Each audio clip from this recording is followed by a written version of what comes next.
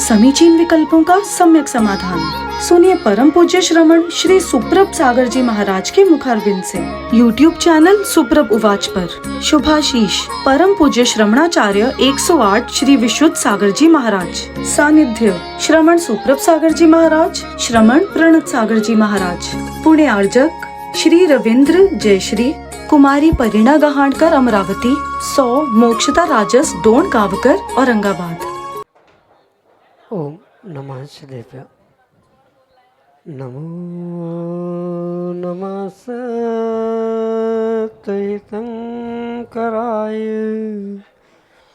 वीराय भव्याम्बुजभास्कराय अनंतलोकाय सुरार्चिताय देवादिदेवाय नमो जिनाय देवादिदेवाय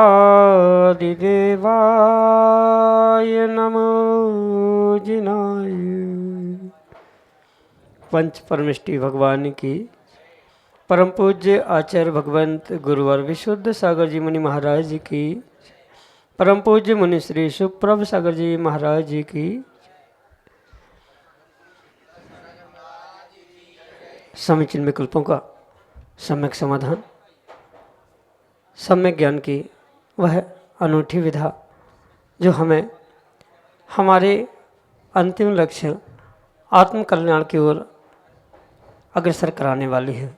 क्योंकि जहाँ मन में विकल्प है वहाँ संक्लिष्टता है, और जहाँ संक्लिष्टता है वहाँ संसार है, और उस संसार से मुक्ति का और आत्मविशुद्धि की प्राप्ति का परम पूज्य आचार्य भगवंत गुरुवर विशुद्ध सागर जी महाराज के मंगल सभा शिष्य परम पूज्य मुनि श्री सुप्रभ सागर जी महाराज ने वह अनूठी विधा प्रदान की है, जिसके माध्यम से हम अपने मन के उठते विकल्प को समीचीनता के साथ परम पूज्य मुनि श्री तक प्रेषित करने का पुरुषार्थ करते हैं, और उसका सम्यक रूप से समाधान परम पूज्य मुनि श्री हमें सरल और सहज भाषा में प्रदान करते हैं। तो ऐसे आत्मकल्याण की अनूठी विधा से आप भी जुड़ने का प्रयास करें और अपना समीचीन विकल्प भेजते हुए परम पूज्य मुनि श्री से उसका सम्यक समाधान प्राप्त करें। प्रारंभ करते हैं आज का सम्यक समाधान। और आज के पहले विकल्प के लिए उज्जैन मध्य प्रदेश से श्रीमती मीनाक्षी प्रदीप जैन महाराज के चरणों में सपरिवार कोटि कोटि नमस्ते निवेदित करते हुए अपना समीचीन प्रश्न कर रहे हैं कि गुरुदेव, जब किसी को गंभीर बीमारी होती है तो वह भक्तामर का 45वां काव्य 108 बार दीपक लगाकर पानी रखकर करता है, फिर वह पानी है तो वह पानी पीना चाहिए या नहीं? हमारे समीचीन विकल्प का सम्यक समाधान प्रदान करते हुए हमारा मार्गदर्शन करने की कृपा करें। नमोस्तु महाराज जी, नमोस्तु। ओम नमः सिद्धम परम पूज्य आचार्य भगवान गुरुवर विशुद्ध सागर जी महाराज की, परम पूज्य मुनि श्री सुप्रभ सागर जी महाराज जी की। जिनागम में बहुत सारी विद्याओं का वर्णन आता है, जिसमें यंत्र तंत्र मंत्र आदि के माध्यम से अपने लौकिक और पारलौकिक कार्यों को सिद्ध करने की बहुत सारी व्यवस्थाएं बताई। उनमें से ये जो कुछ मंत्र आदि होते हैं, उन मंत्रों के माध्यम से एक सामान्य श्रावक भी उन मंत्रों पर श्रद्धा आदि रखने के निमित्त से अपने लौकिक कार्यों को भी सिद्ध करते हुए देखने में आता। जैसे भक्तामर के स्तोत्र और मंत्रों के विषय में आता है, वास्तव में उसे अगर व्यक्ति श्रद्धापूर्वक चरितार्थ करता है तो जिस भक्तामर काव्य का फल विशेषता से कहा है, वैसा फल वह अवश्य ही अपने जीवन में प्राप्त करता है। जैसे भक्तामर के 48 काव्यों को अलग अलग प्रकार से आचार्य भगवंतों ने कहा है कि 6 नंबर, 5 नंबर या 34, 45 आदि की जो काव्य है, उनकी अपनी अपनी महिमा जो आचार्य मानतुंग स्वामी ने सहज रूप से भक्तामर की रचना करते हुए की थी, उसको अगर वास्तव में श्रद्धापूर्वक वैसा ही प्राप्त किया है, पढ़ा है, तो वह वैसा फलीभूत होने के लिए कहीं किसी प्रकार से कोई विकल्प नहीं है। जैसे 45वें काव्य के विषय में आता है कि गंभीर से गंभीर कोई बीमारी भी क्यों ना हो, पर वह उद्भूत भीषण जलोदर भार भूंगना आदि उस 45वें काव्य के माध्यम से अगर व्यक्ति की श्रद्धा है तो मात्र उसे पढ़ने से भी बहुत कुछ अंतर उसके स्वास्थ्य में होने की संभावना है। और उतना ही नहीं, जैसे मैंने कहा कि आगम की अनेक विद्याओं में ये तंत्र विद्या, यंत्र विद्या, मंत्र विद्या आदि होती है। तो मंत्रों के माध्यम से जल को, वातावरण को, वहाँ की वर्गणाओं को पवित्र करते हुए अपने आप को स्वास्थ्य लाभ करवाना या किसी व्यक्ति को स्वास्थ्य लाभ दिलवाना ये भी संभव हो सकता है। इसलिए अगर 45वां काव्य 108 बार या उससे अधिक भी पढ़ते हुए जल को मंत्रित करते हुए किसी बीमार व्यक्ति को पिलाया है, स्वयं ने पिया है, तो श्रद्धावान व्यक्ति के जीवन में वह आमूलाग्र बदल उस स्वास्थ्य के विषय में अवश्य ही आ सकता है। पर ये ध्यान रखना, मात्र पानी रखने से, मंत्र को 108 बार पढ़ने से काम हो आवश्यक नहीं है। वहाँ पर पूर्ण रूप से जो श्रद्धा उस मंत्र के प्रति, भक्तामर स्तोत्र के साथ साथ भगवान के प्रति होती है, उस श्रद्धा के कारण से ही कार्य होगा। मात्र मंत्र पढ़ने से, पानी दीपक आदि रखने से वह मंत्रित हो आवश्यक नहीं है। व्यक्ति की उतनी श्रद्धा भक्तामर स्तोत्र, आदिनाथ भगवान, पंच परमेष्ठी, अपने गुरु, मंत्र आदि सब पर होनी चाहिए। और जितना श्रद्धान विशेष होगा उतना ही विशेष वह फलीभूत उसको होगा। ऐसा करने में, मतलब उस मंत्रित पानी को ग्रहण करने में या किसी बीमार व्यक्ति को पिलाने में कोई दोष नहीं है। यही आपके लिए सम्यक समझ। सोरई मड़ौरा उत्तर प्रदेश से महेश चंदेल अगले समीचीन विकल्प के लिए। द्वय मुनि श्री के चरणों में बारंबार नमोस्तु नमोस्तु नमोस्तु। हे महाराज श्री, हमारा समीचीन विकल्प है कि वर्तमान परिवेश में पाश्चात्य संस्कृति का प्रभाव बढ़ने से भारतीय संस्कृति का पतन हो रहा है, जिसमें मेरा तात्पर्य खान पान, रहन सहन और पहनावा से है। इसके भविष्य में क्या दुष्परिणाम हो सकते हैं और इसके लिए कौन जिम्मेदार है? नमोस्तु महाराज। पाश्चात्य संस्कृति के प्रभाव का दुष्परिणाम भविष्य में नहीं, अपितु साक्षात वर्तमान में ही देखने के लिए मिल रहा है। जो हमारी भारतीय संस्कृति थी, जिन शासन, जिन धर्म के संस्कार थे, वह वर्तमान में ही जब विलुप्त होते हुए देखने में आ रहे हैं, तो फिर भविष्य में क्या होगा ये पूछने की या विचार करने की आवश्यकता नहीं। पाश्चात्य संस्कृति के कारण सबसे पहले इस भारतीय संस्कृति और हमारे धर्म के संस्कारों पर जो कुठाराघात किया गया है, उसका प्रतिफल वर्तमान में जो मर्यादा विहीन जीवन हमें देखने के लिए मिल रहा है, चाहे खान पान की मर्यादा हो, चाहे घर गृहस्थी में अवतरित होने वाली मर्यादा हो, प्रत्येक मर्यादा का लोप होने के कारण से जो वर्तमान में ही इतनी बड़ी विडंबना दिख रही है, माता पिताओं को वृद्धाश्रम में भेजना या शादी के पहले, विवाह के पहले ही जो अनैतिक संबंधों से होने वाले संतानों का जन्म, जिसके कारण से अनाथाश्रमों का खुलना है, ये सब कुछ हमारे भारतीय संस्कृति पर बहुत बड़ा कुठाराघात है। और मात्र इसका श्रेय पाश्चात्य संस्कृति का प्रभाव ही है। कहीं न कहीं उन पाश्चात्य संस्कृति जो दिलो दिमाग पर आजकल के युवाओं पर हावी हो रही है, मोबाइल, टीवी आदि साधनों के माध्यम से, कहीं न कहीं वही बहुत बड़ा दुष्परिणाम वर्तमान में ही दे रही है। जब वर्तमान में इतना प्रभाव है तो आने वाले समय में क्या हो सकता है, इसको तो शब्दों में कहना ही संभव नहीं है। आज तो फिर भी 20-25 वर्ष या 5-10 वर्ष से सही माता पिता को घर में रखने के लिए बेटा बहू तैयार हो रहे हैं, पर आने वाले समय में तो शायद मतलब आने वाले समय में नहीं, आज भी ऐसे कई सारे गृहस्थ और माता पिता हमारे पास आते हैं, कहते कि महाराज वो बहू तभी घर आने के लिए तैयार है जब पिता से अलग होंगे।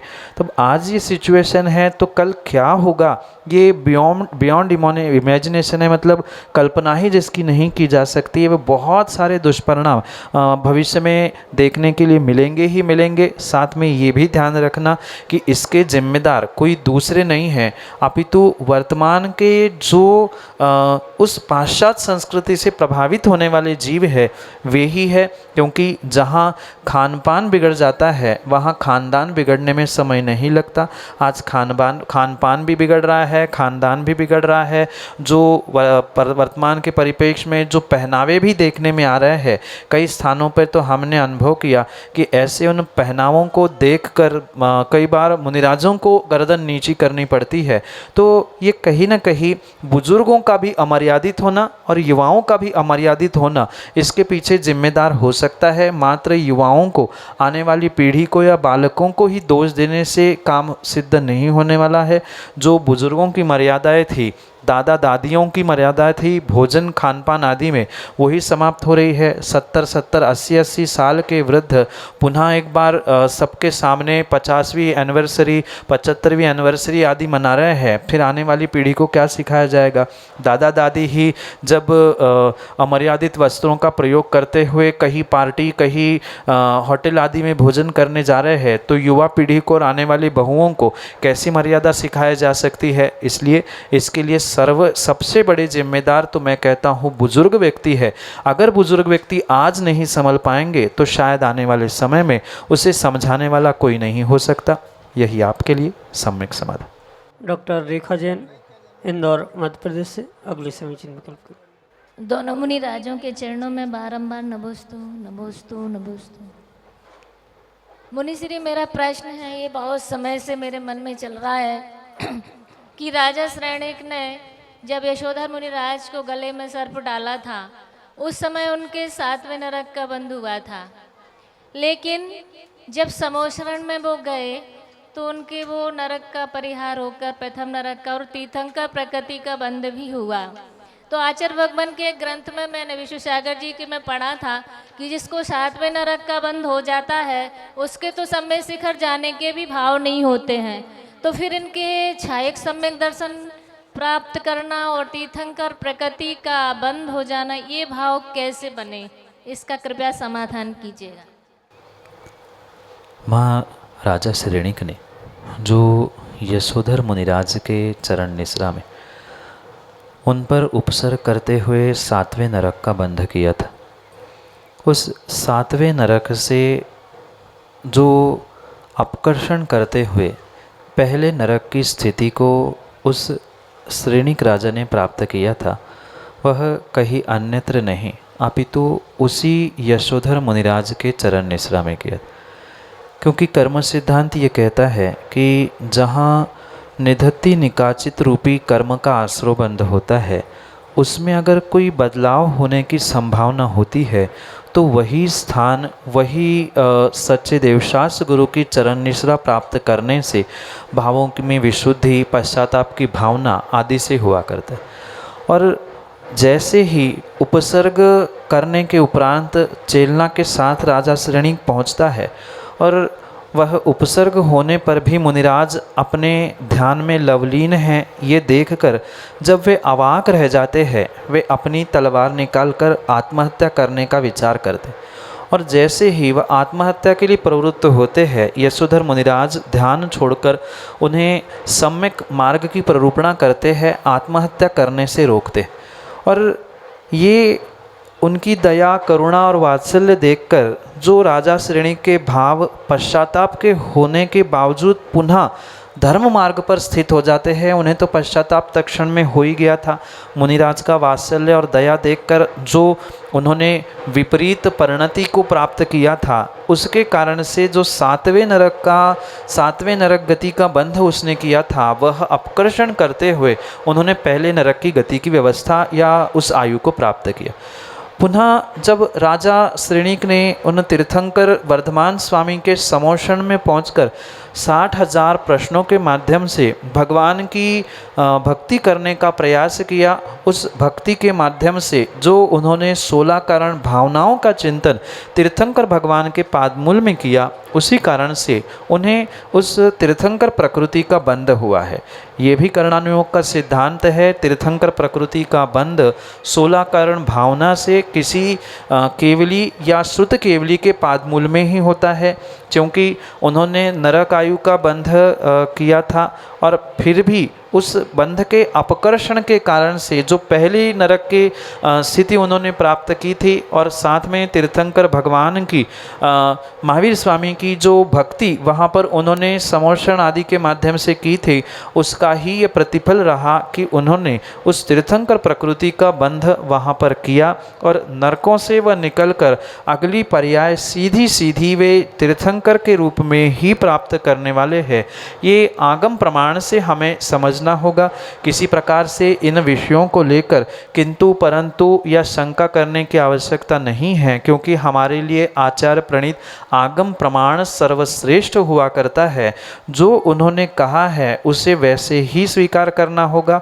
हो सकता है कुछ तर्क वितर्कों से हम सिद्धांतों को नहीं समझ पा रहे हैं, पर जब प्रथमान योग में आचार्य भगवंतों ने इसे स्पष्ट उल्लेखित किया है तो हमें उसी प्रकार उसे समझने की, ग्रहण करने की आवश्यकता है, क्योंकि नरक गति और नरक आयु इसमें बहुत अंतर है।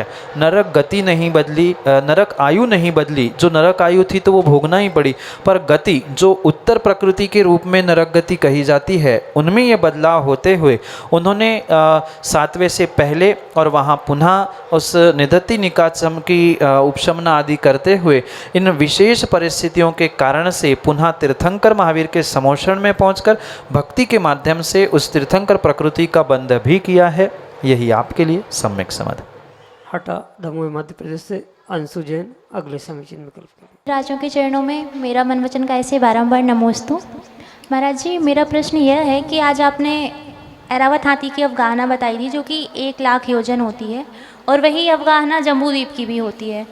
तो ऐसा आता है कि अयोध्या की परिक्रमा करता है सौधर्मेंद्र ऐरावत हाथी पर आरूढ़ होकर।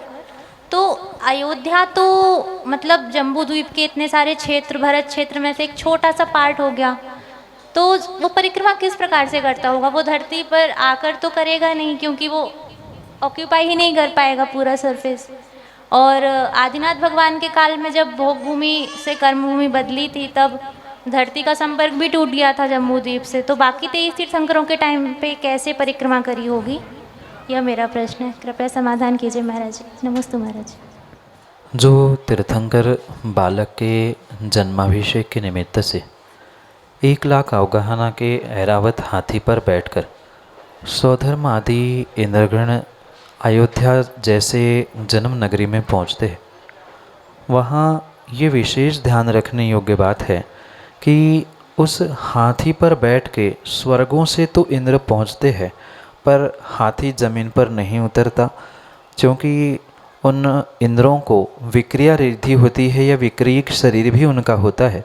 उसके ही माध्यम से वह हाथी को आकाश मार्ग पर ही छोड़ते हुए स्वयं उतर कर आते हैं। सभी परिवारगण मतलब जितने करोड़ों अप्सराएं एक उस ऐरावत पर नृत्य करती है, अगर वे करोड़ों अप्सरा ही नगर में पहुंच जाए तो नगर में हड़कम मच जाएगी।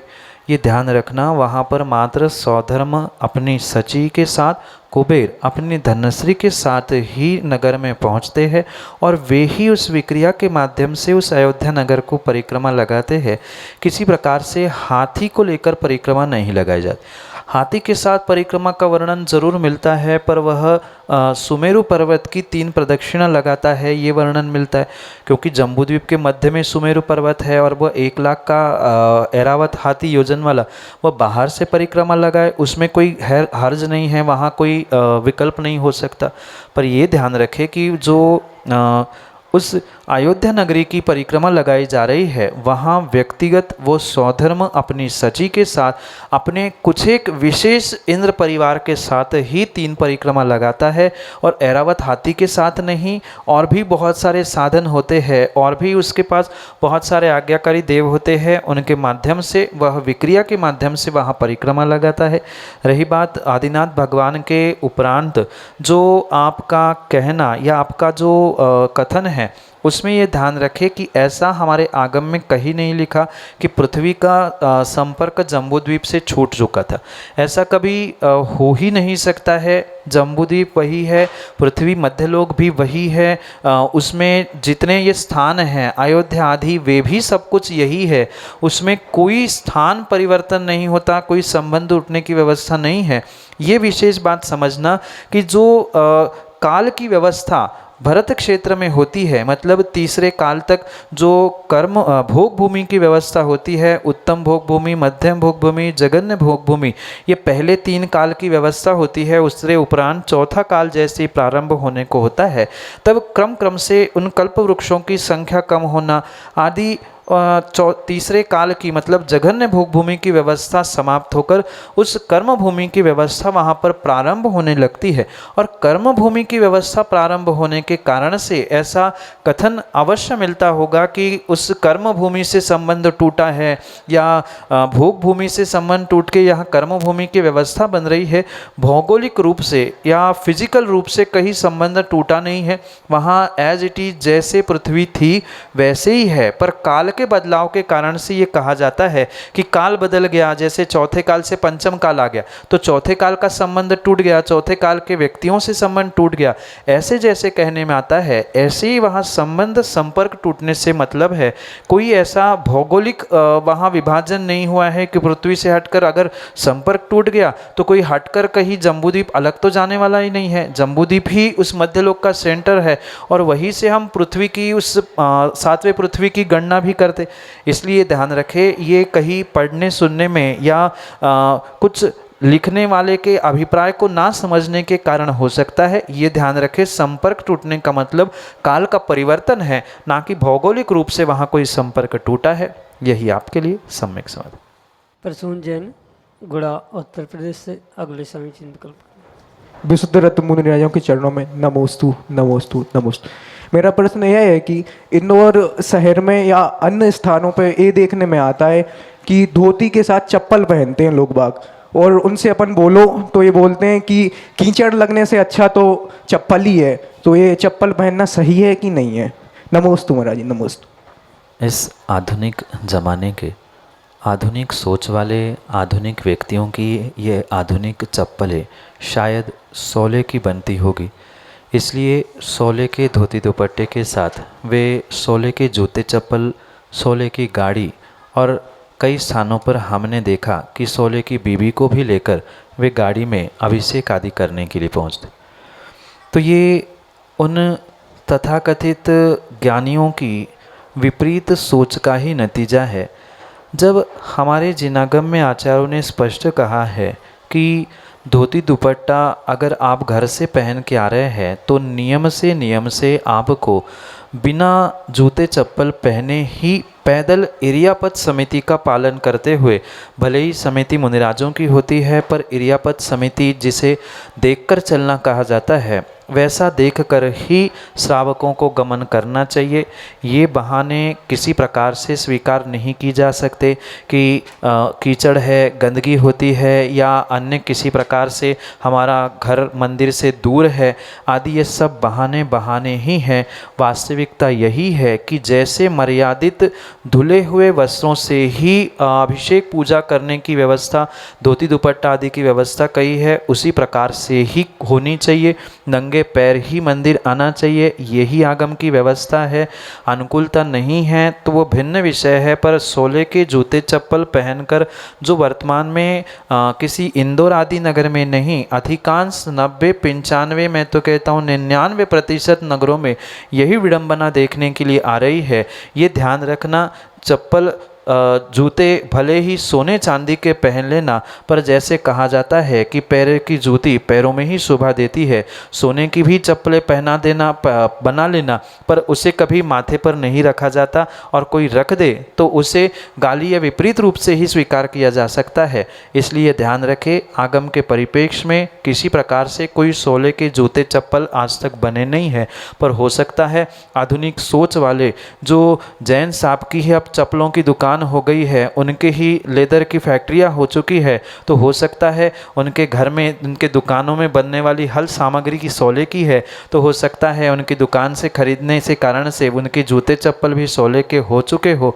पर आगम में ऐसी बिल्कुल व्यवस्था नहीं है। और शायद आज ऐसी विडंबना से ही आप देखना मंदिरों के, प्रतिमाओं के क्षेत्रों के जो अतिशय कम हो रहे हैं, ये ऐसे विपरीत कार्य करने के कारण से ही हो रहे हैं।